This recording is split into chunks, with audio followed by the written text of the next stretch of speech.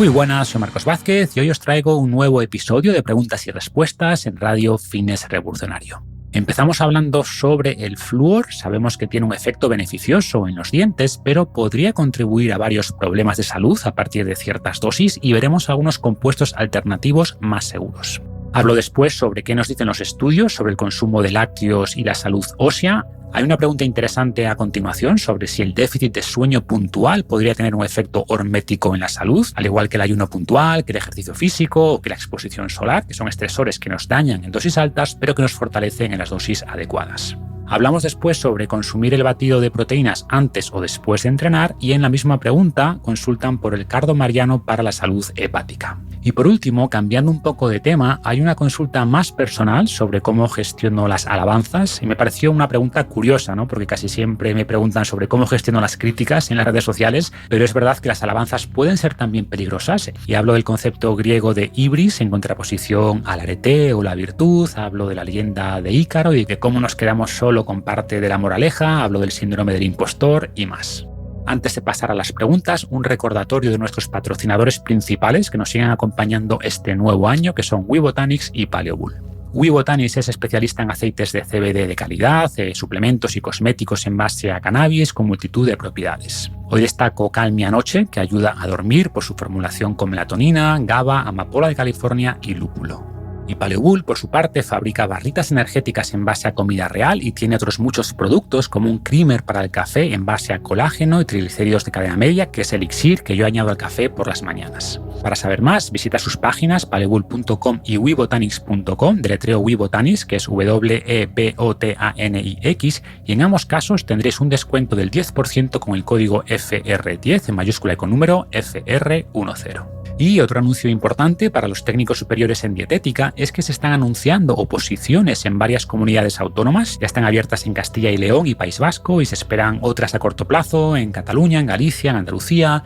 Y junto al equipo de Superávit Formación, del que ya os hablé y que ayuda a obtener el título de técnico superior en dietética a través de pruebas libres, haremos un webinar el martes 17 de enero a las 6 de la tarde donde os explicarán el detalle de estas oposiciones, desde cómo apuntarse, los temarios, los sueldos más o menos y toda la información que existe actualmente. Creo que es una gran noticia que se apueste por incorporar a profesionales de la nutrición en la salud pública y espero que en un futuro no muy lejano dejemos de ver esos menús horribles de hospital con galletas, con mermelada, con squid, entre otros muchos problemas.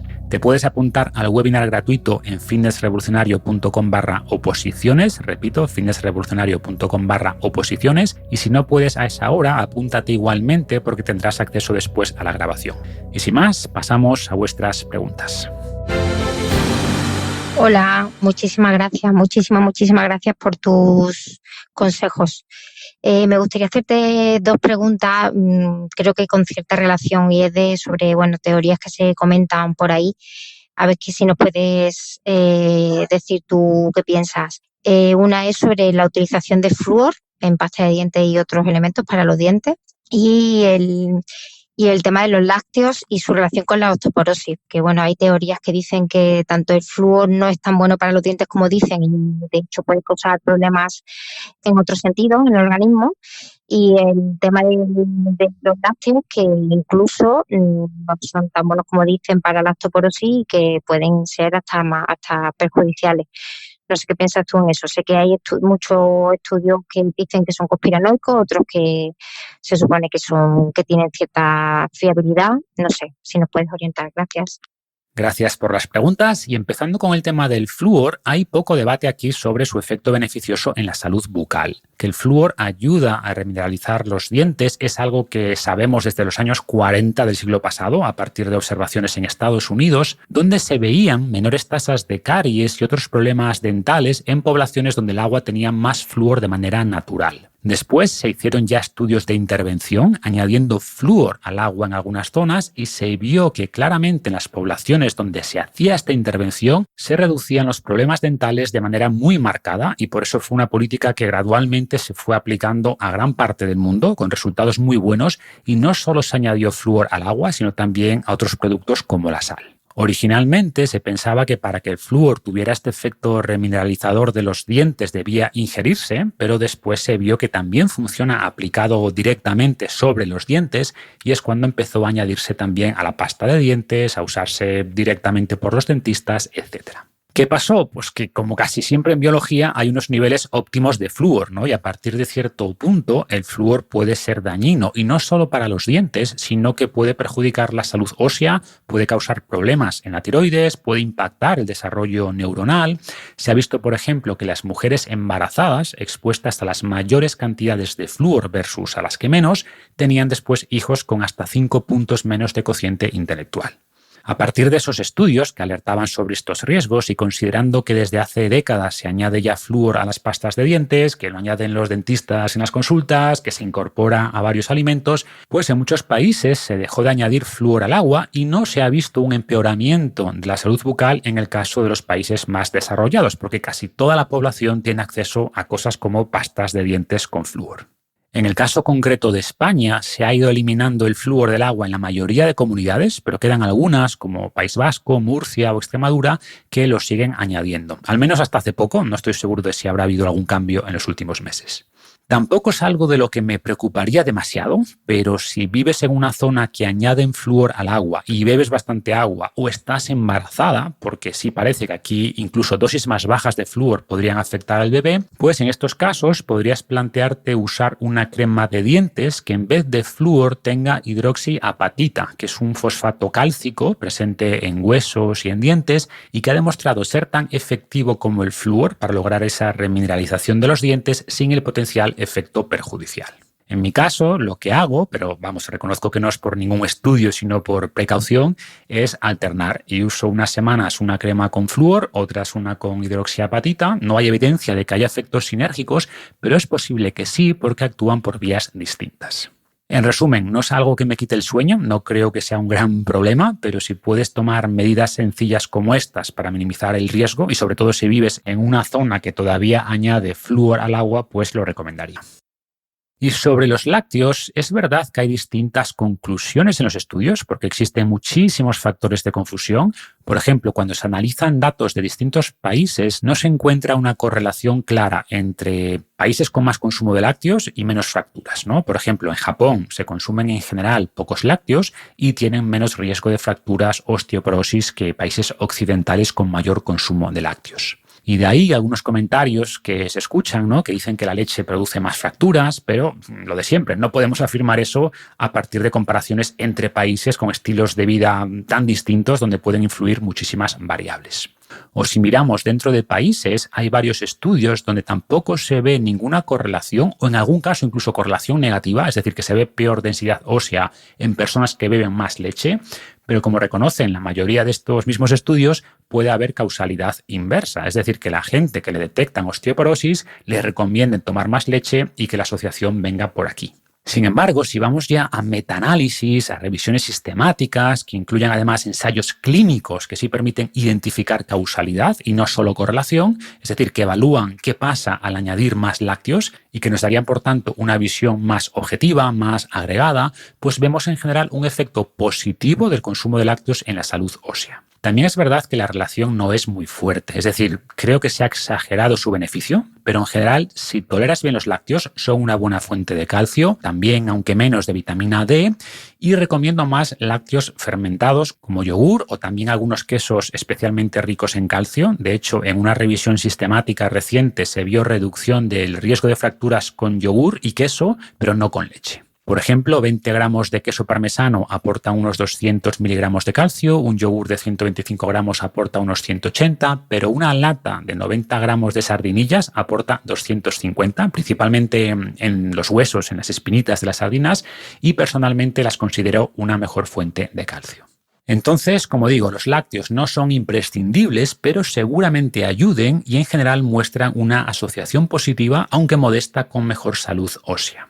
Pero igual que en algunos círculos se ha exagerado el beneficio de los lácteos, haciendo creer que son fundamentales para unos huesos fuertes, y no es realmente así, en otros círculos, sobre todo entre divulgadores veganos, se lanzan a veces mensajes totalmente equivocados, ¿no? Como que la leche acidifica el organismo y que esto descalcifica los huesos o cosas similares que no tienen ningún sentido. Y de hecho, múltiples estudios encuentran más riesgo de fracturas y de menor densidad ósea en personas veganas, y es en buena parte por un menor consumo de calcio. Y ojo, no digo que no se pueda obtener suficiente calcio a partir de fuentes vegetales, ¿vale? Se puede, pero es bastante más difícil. Dicho esto, y como he comentado en muchas ocasiones, el nutriente más importante para nuestros huesos es el que yo llamo vitamina F, F de fuerza.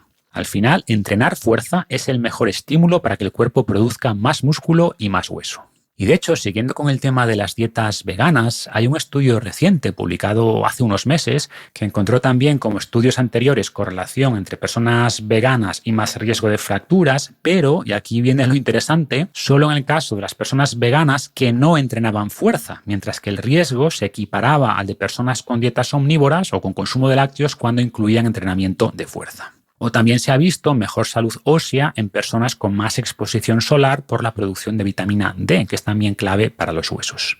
Resumiendo, el mensaje principal sería que los lácteos muestran en general un efecto favorable, pero pequeño en la salud ósea. Se pueden reemplazar sin mucho problema por otras fuentes de calcio, pero el entrenamiento de fuerza y la exposición solar moderada son condiciones sine qua non para tener una buena salud ósea y sobre todo a medida que cumplimos años. Hola Marcos, muy buenas. Mi nombre es Jaime, soy un fiel seguidor tuyo y antes de nada, quería darte la enhorabuena por tu labor divulgativa porque es espectacular. No te puedes imaginar lo que he aprendido de ti. Yo tenía dos preguntas. Una relacionada con el concepto de hormesis. Me he dado cuenta realmente que este concepto lo puedes aplicar a un montón de estímulos. Al ejercicio, a la exposición solar, a la hipoxia aguda, al ayuno. Pero, por ejemplo, al sueño realmente no se puede aplicar porque una dosis baja de sueño sabemos que no es beneficioso para el cuerpo, pero ¿por qué realmente ocurre eso? O sea, ¿no tendría sentido que el cuerpo haya evolucionado para adaptarse a dormir poco y de esa forma necesitar dormir menos? Y la segunda pregunta iba relacionada con la cetosis.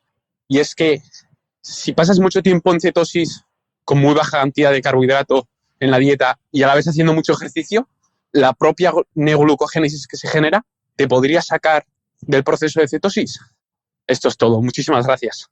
Es una buena pregunta y es algo que yo mismo me he preguntado varias veces, ¿no? Si el déficit puntual de sueño podría tener algún beneficio a través de la hormesis, y tiene sentido. Evolutivamente parece evidente que nuestros ancestros no dormían 7-8 horas cada noche pacíficamente, o bueno, la mayoría de noches seguramente sí, pero también habría muchas noches que tendrían que cazar o luchar, o había algún depredador merodeando alrededor, o simplemente tocaba estar de guardia para proteger al grupo, ¿no? Y sería extraño pensar que esos estresores puntuales fueran a tener un efecto negativo a largo plazo. Personalmente no creo que pasar una noche sin dormir o durmiendo poco de vez en cuando sea malo, pero aquí la pregunta va más allá, ¿no? Como dices, la pregunta sería si podría incluso tener algún beneficio vía hormesis. Y la mayoría de los que me seguís conocéis el concepto de hormesis, pero para los que no, de manera muy rápida, se refiere a estresores que en alta dosis nos dañan, pero que en pequeñas dosis son beneficiosos.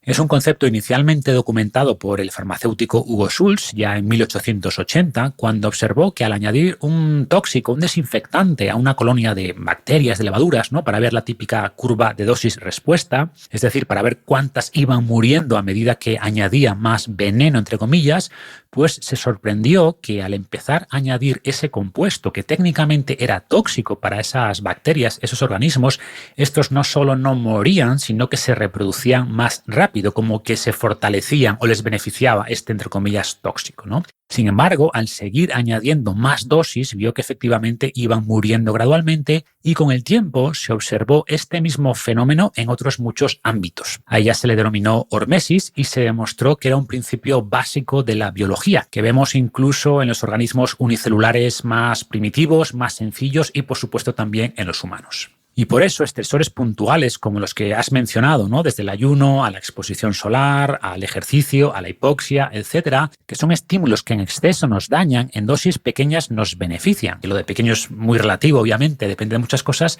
pero el concepto es este, ¿no? El clásico dicho de lo que no te mata te hace más fuerte. Y pasando ya a tu pregunta, debemos ver cómo la formulamos correctamente, porque preguntas también si al dormir menos nos acostumbramos a dormir menos, ¿no? Sin que nos afecte. Y a ver, en parte es cierto que el cuerpo tiene capacidad, tiene flexibilidad, se puede adaptar, pero eso no quiere decir que sea bueno, ¿vale? Sería como preguntar si el cuerpo se puede adaptar a ser sedentario o a comer mucho o a comer mal. Y en parte sí, pero son adaptaciones que intentan reducir el daño. Por ejemplo, la obesidad o la resistencia a la insulina son intentos del cuerpo de adaptarse a esos estímulos, entre comillas, modernos, pero eso no quiere decir que sea bueno. Pero si volvemos al concepto de hormesis aplicado al sueño, ¿no? La pregunta sería, como decía antes, ¿incluir déficits de sueño puntuales podría tener algún beneficio? Y la respuesta es que podría ser, y en algunos casos, como en ciertos tipos de depresión, parece ayudar. Por ejemplo, en mi libro Saludablemente comento esto.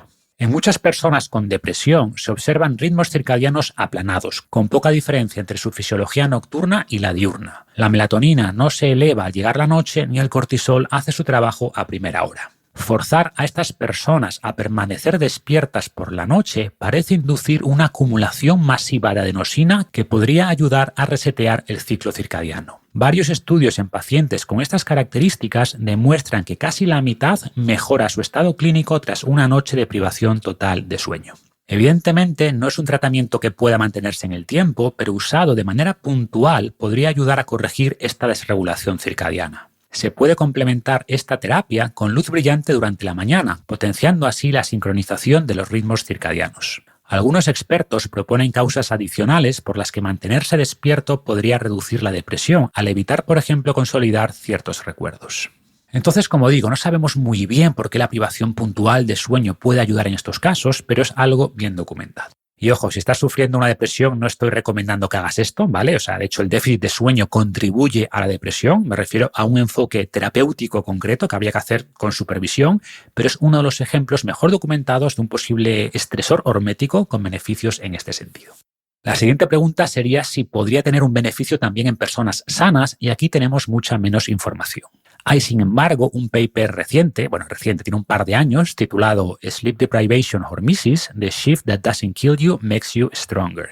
Es decir, hormesis por privación de sueño, el turno que no te mata te hace más fuerte, y explora justamente este tema de la hormesis aplicado a las personas que realizan turnos de algún tipo. Sabemos que en general las personas que trabajan a turnos tienen más riesgo de multitud de enfermedades por esta desincronización circadiana que producen, pero este paper propone que realizar un turno de vez en cuando o pasar una noche estudiando de vez en cuando o lo que sea podría tener ciertos efectos beneficiosos. Y como digo, lo plantean más como una hipótesis, extrapolando a partir de algunos estudios como los que mencioné antes, y creo que podría tener algo de cierto. La clave aquí sería cuál es esa dosis que podría aportar beneficios e intentar no pasarse.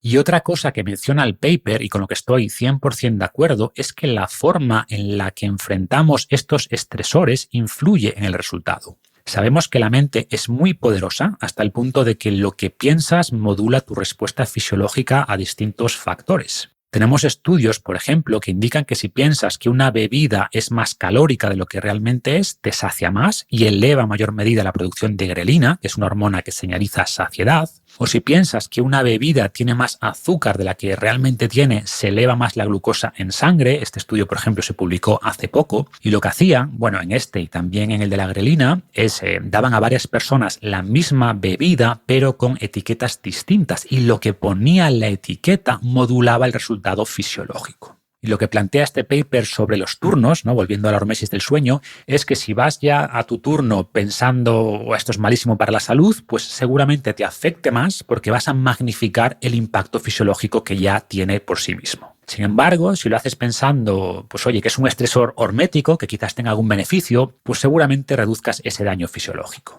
Y ojo, no estoy diciendo que podamos mitigar un daño físico con la mente, ¿vale? Evidentemente no, pero sí podemos regular la respuesta de estrés y la respuesta inflamatoria con los pensamientos. Esto es algo que conocemos hace mucho tiempo y que podemos también aplicar en este caso.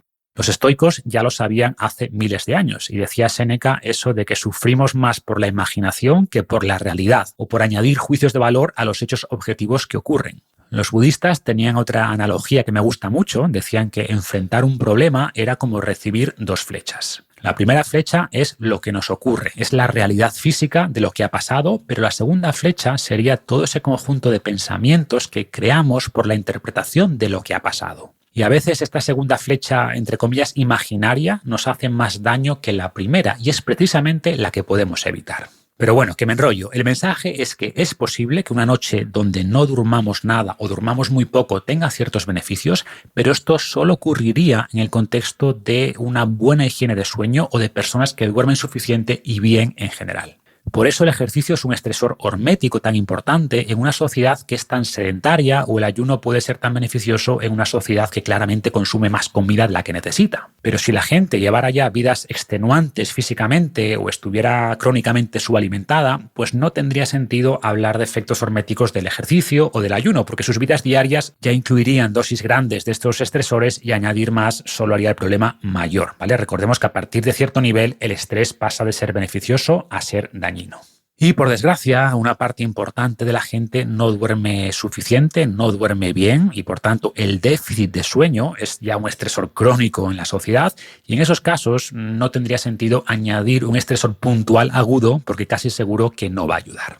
Y respecto a tu segunda pregunta, si al hacer ejercicio en cetosis la gluconeogénesis te puede sacar de cetosis, la respuesta es que no. De hecho, va a ser al revés, porque el ejercicio es cetogénico. Y con esto me refiero a que la producción de cuerpos cetónicos se eleva cuando hay muy poco glucógeno en el hígado. Y el ejercicio hace precisamente eso, reducir el glucógeno hepático. Si es verdad que después del entrenamiento se puede elevar la gluconeogénesis puntualmente para rellenar las reservas usadas durante el ejercicio, pero no va a tener un impacto relevante en los cuerpos cetónicos, porque esa producción de glucosa interna es un proceso regulado por la demanda, es decir, por lo que el cuerpo necesita. O relacionado con esto, muchas personas creen que por consumir más proteína van a salir de cetosis porque los aminoácidos de esa proteína se van a convertir en glucosa vía este proceso de gluconeogénesis, pero eso no ocurre de manera relevante por lo mismo, porque el cuerpo produce la que requiere, ¿vale? Y no va a producir más simplemente porque comas más aminoácidos. Y en cualquier caso, salidas puntuales de la cetosis tampoco van a suponer ningún problema en personas sanas, y solo habría que tener más cuidado en aquellos casos donde se use la cetosis con un enfoque terapéutico, como casos de epilepsia y algunos otros trastornos cognitivos. Hola Marcos, ¿qué tal? Quería hacerte una consulta. ¿Recomiendas que la proteína de suero, por lo que he escuchado en tus vídeos y podcasts, se tome después del entrenamiento, el aislado de proteína, por los beneficios que conlleva, ¿no? La pregunta es, yo entreno por las tardes y después de entrenar voy a casa y ya ceno, para que no se me haga muy tarde la cena antes de acostarme. Entonces, si se toma antes del entrenamiento, ¿hasta qué punto se pierde ese beneficio de tomarla después? Si crees que debo cambiar mis hábitos de entrenamiento, mis horarios, para que tenga ese mayor beneficio. Y la segunda pregunta es relativa a el cardo mariano. El cardo mariano yo lo tomo desde hace un tiempo y bueno, pues quería saber hasta qué punto conviene como suplemento para liberar el hígado, para que funcione mejor, en fin. No sé si has hecho algún podcast al respecto del cardo mariano, pero bueno, cuando tomamos unas cantidades altas de proteína, pues había leído que viene bien tomar cardo mariano. Eso es todo. Muchas gracias. Un saludo. Gracias por la pregunta. Y a ver, sobre el batido de proteína, la verdad es que da un poco igual. O sea, yo recomiendo en general tomarlo después porque añado un plátano al batido, un poco de kéfir y prefiero entrenar con menos comida en el estómago. También psicológicamente el batido post-entrenamiento es un poco como la recompensa por el esfuerzo. Pero según la mayoría de estudios, mientras consumamos suficiente proteína a lo largo del día, da un poco igual si tomas el batido antes o después. Y va a depender principalmente de las preferencias de cada uno y de su agenda. De hecho, si entrenas después de muchas horas de ayuno, digamos más de 16-24 horas, pues sería incluso más recomendable tomarlo antes porque te va a dar un poco más de energía y tendrás más aminoácidos en el torrente sanguíneo al entrenar. Pero, insisto, en la inmensa mayoría de casos, el cuerpo es suficientemente flexible como para aprovechar esos aminoácidos independientemente de la distribución o del momento exacto en el que se los des. Dicho esto, sí hay estudios que indican que concentrar mucha proteína de golpe, como el protocolo OMAD, ¿no?, que es hacer una única comida al día, el one meal a day, no es óptimo para la ganancia muscular, para la absorción de proteína, pero si hacemos ya 2, 3 ingestas o 2 más un batido, por ejemplo, se ha visto que no hay diferencias reales en la mayoría de casos, entre comillas, normales, ¿no? O sea, si eres un culturista profesional, bueno, pues sí se podría optimizar un poco más las ingestas, pero para el común de los mortales es poco relevante siempre que, insisto, se consuma suficiente proteína, que es el factor clave, ¿vale? Bueno, proteína y calorías, pero hablamos ahora de proteína. Y por suficiente proteína, pues me refiero a niveles de 1,5 gramos por kilo, un poco menos, un poco más, pero alrededor de eso es suficiente para la mayoría. Y sobre el cardo mariano hablé de él hace muchos años en un artículo sobre la absurda idea de las dietas detox, ¿no?, en base a zumos, y cómo el hígado no necesita estos zumos para hacer su función de desintoxicación, sino que necesita nutrientes que están presentes en distintos alimentos. En ese artículo, que pondré en las notas del episodio, explico cómo funcionan las distintas fases del proceso de depuración, entre comillas, y qué nutrientes son importantes en cada una. Y al final hablo de algunos suplementos concretos que pueden ayudar, y el cardo mariano o cardo lechoso es uno de los que tiene más evidencia. Pero, punto 1, no lo uses por consumir más proteína. O sea, esta creencia de que la proteína daña el hígado o los riñones se ha demostrado que es un mito, y mucho menos con niveles como los que digo, ¿no? O sea, se han hecho también estudios con niveles mucho más altos, de 3-4 gramos por kilo, y tampoco se ha visto ningún efecto perjudicial, pero personalmente no recomiendo ni creo que tenga ningún beneficio pasarse mucho de este rango de 1,5, quizás hasta 2 gramos por kilo, que es más que suficiente para el 99% de la gente. Y punto 2, el cardo mariano puede interferir con la metabolización hepática de algunos fármacos, ¿vale? Por lo que habría que tener cuidado en esos casos, pero como digo, sí tiene evidencia de efectos beneficiosos en el hígado y además en otros órganos. Hola Marcos, ¿qué tal? Me llamo Ángel y bueno, quería, como todos y tantos otros, agradecerte la labor que haces y toda la divulgación, todo el trabajo que dedicas a informarnos. Porque, bueno, no es que hayas influido, sino que has cambiado completamente mi modo de entender y de vivir la vida. Y creo que para mucho mejor, para convertirme en mucho mejor persona, ¿no? Y un poco mi pregunta va relacionada con esto precisamente, porque has hablado varias veces de cómo los estoicos en general, o tú en particular, enfrentan las críticas y los desprecios en redes sociales y demás, ¿no? Pero hace poco en uno de tus podcasts mencionaste que había quien te decía que se seleccionaban las preguntas precisamente por esos agradecimientos y porque la gente hablaba bien de ti y demás, ¿no? Como que te alababa. Así que supongo que por cada desprecio que tengas tendrás también un buen puñado de alabanzas, ¿no? Recuerdo que en el estoicismo se habla del memento mori, tanto para las cosas malas como para las buenas. Y quería preguntarte precisamente por eso, por cómo lidias tú de manera personal con los triunfos, ¿no? Si dejas que se te suba un poco la cabeza o, como se dice, son indiferentes preferidos. Muchas gracias y un gran abrazo. Mil gracias por tus palabras, Ángel, y me pareció una pregunta interesante porque, como dices, hablamos muchas veces de cómo lidiar con las críticas en las redes sociales, que es un problema real, pero se habla menos de cómo gestionar las alabanzas. Y esas alabanzas, entre comillas, tienen también peligro, ¿no? Porque pueden inflar demasiado nuestro ego. Y para los pensadores clásicos, esto entrañaba más riesgo que lo contrario. Muchas leyendas o mitos tenían como objetivo alertar contra la soberbia, contra esos delirios de grandeza, ¿no? Los griegos tenían una palabra que es hibris, H-I-B-R-I-S, que sería, pues eso, arrogante, soberbio, que en inglés se mantiene como hubris, como H-U-B-R-I-S, que estaría en contraposición con el concepto del arete, de la virtud, ¿no? Una idea de la que hablo en mi libro Invicto.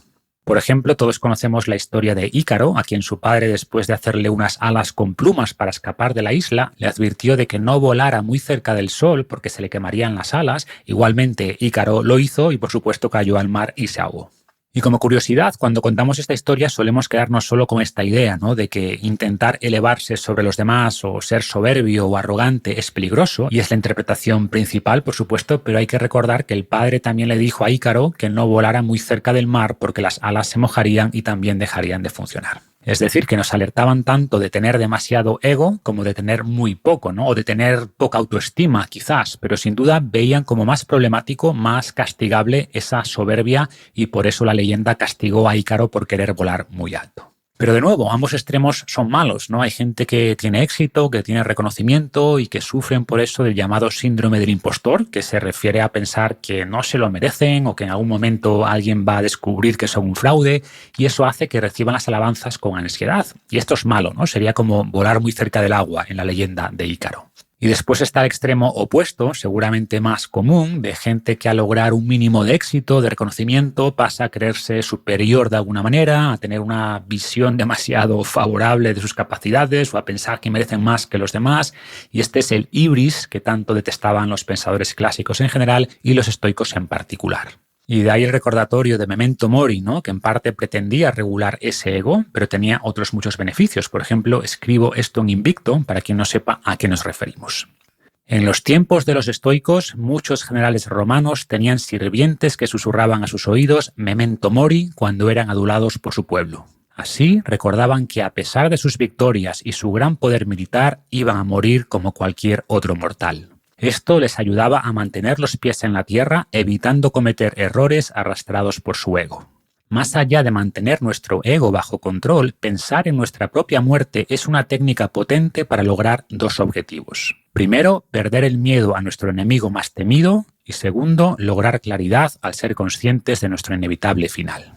Y después profundizo mucho más en estos dos puntos, pero volviendo a tu pregunta, o en mi caso concreto, no voy a negar que me gustan las alabanzas, ¿vale? Que me gusta el reconocimiento, estamos cableados para eso. De hecho, en el último artículo del blog hablo sobre el estatus y el impacto que tiene en la salud y explico que la búsqueda de estatus está programada en nuestro cerebro. Es algo ya no humano, sino animal, y es algo que compartimos, por ejemplo, con otros primates, ¿no? Entonces no podemos evitarlo, pero sí podemos regularlo. Para mí se trata de agradecer esas alabanzas, por supuesto, pero intentando no depender de ellas y que me influyan lo mínimo posible. Creo que el peligro de los comentarios favorables y los likes y los shares, en el caso de las personas que divulgamos, es dejar que eso guíe el tipo de divulgación que haces, tanto en la forma en la que lo haces como en los temas que tratas. Y creo que muchas veces no somos conscientes de esa influencia. He visto muchos casos de divulgadores que al notar que sus mensajes más extremistas tenían más éxito, pues fueron derivando justamente hacia eso, ¿no? Hacia mensajes más polarizados, más alarmistas. Y yo intento hacer lo opuesto. O sea, cuantos más seguidores tengo, más responsabilidad siento y más intento, no sé si moderar es la palabra, pero al menos matizar más las cosas. Sé que no es lo mejor para viralizar, pero creo que es lo correcto. Y como decía, se ven muchos divulgadores que divulgan todo el rato sobre los temas que ven que les generan más likes y eso desde el punto de vista comercial, digamos, no está mal, pero personalmente he intentado siempre divulgar sobre las cosas que me parecen realmente interesantes, independientemente de que sean las que más likes generan o no. Mi modelo de negocio, entre comillas, consiste en experimentar con muchas cosas que me interesan y después hablar de las que más me han ayudado. Y muchas de estas cosas no son especialmente populares, no generan mucho interés, y otras sí. Pero como digo, intento que el interés que suscitan o las alabanzas que producen jueguen el menor papel posible. Y repito, mentiría si dijera que no influye nada, porque siempre influye, consciente o inconscientemente, pero intento aislarme todo lo que puedo. Y creo que al final es muy importante ese autoconocimiento, ¿no? Por eso la primera sección de Invicto, antes de actuar con determinación, es visualizar con claridad. Y por definición nadie tiene una visión objetiva de la realidad porque nuestras propias capacidades de percepción del entorno son limitadas, pero es evidente que hay visiones o interpretaciones más acertadas que otras, más ajustadas a la realidad que otras, y en la medida que reduzcamos todos esos sesgos cognitivos que explico en el libro y otros muchos, pues tendremos una visión del mundo y de nosotros mismos más cercana a la realidad. Y tan peligroso es pensar que eres más de lo que realmente eres por recibir alabanzas como pensar que eres menos por recibir críticas. Marco Aurelio decía que la alabanza no añade nada a la belleza, no la hace ni mejor ni peor. Y Séneca decía también que puedes juzgar el carácter de una persona al observar cómo recibe las alabanzas. Y en ese sentido, ya por concluir, yo las recibo con agradecimiento, como decía antes, sobre todo cuando percibes que son honestas, pero intentando que no impacten mi misión de seguir haciendo lo que me parece correcto. Y nada más por hoy, mil gracias como siempre por escuchar y os recuerdo que os podéis suscribir a mi newsletter gratuita en fitnessrevolucionario.com/lista, donde comparto novedades, recomendaciones y reflexiones que no publico en ninguna otra parte. Gracias y hasta el próximo episodio.